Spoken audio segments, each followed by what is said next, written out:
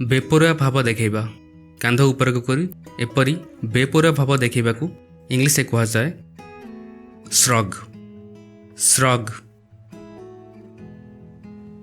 टिपे टिपे चलवा पाद अगरे एपरी टिपे टिपे चलवा को इंग्लिश कह जाए टिपटो टिपटो।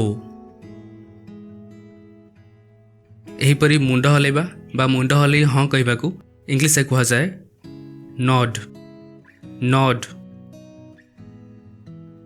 हाथ हलैबा एहीपरी हाथ हलैबाकू इंग्लिश कह जाए वेव वेव। डिया मारिबा बा कुदा मारिबा बा लंफ मारिबा इंग्लिश कह जाए लिव लिव।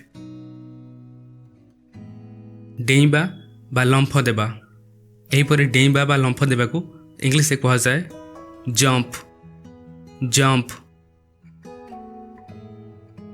आंठू माड़ी बसवा बा आंठेबा इंग्लिश कह जाए नील नील। तले सोई पड़िबा बा तले सोई रहिबा इंग्लिश कह जाए लाई डाउन लाई डाउन।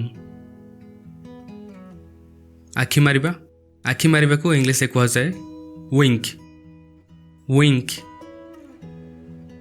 एहीपरी आखि मिटी मिटी करबा बा आखि पिंछारिबा एक इंग्लिश कह जाए ब्लिंक ब्लिंक। टिपणा मारिबा एहीपरी टिपणा मारिबा को इंग्लिश कह जाए फ्लिक फ्लिक। टीपा मारिबा एपरी टीपा मारिबा को इंग्लिश कह जाए स्नैप स्नैप।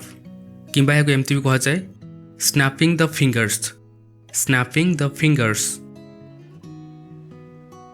चिमुटिबा चिमुटिबा को इंग्लिश कह जाए पिंच पिंच।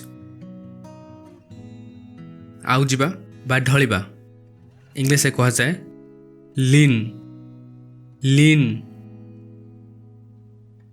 माजिबा बा घसीबा एक आम इंग्लिश कहू रब रब। आंठू टेकी बसिबा एपरी आंठू टेकी बसिबा को इंग्लिश कह जाए स्क्वाट स्क्वाट। इतला किसी बॉडी मूवमेंट्स रो English name. Thank you so much for watching. Video को लाइक करते और आम चैनल को सब्सक्राइब करते आहरी बहुत सारा वीडियोस देखा। Thank you take care.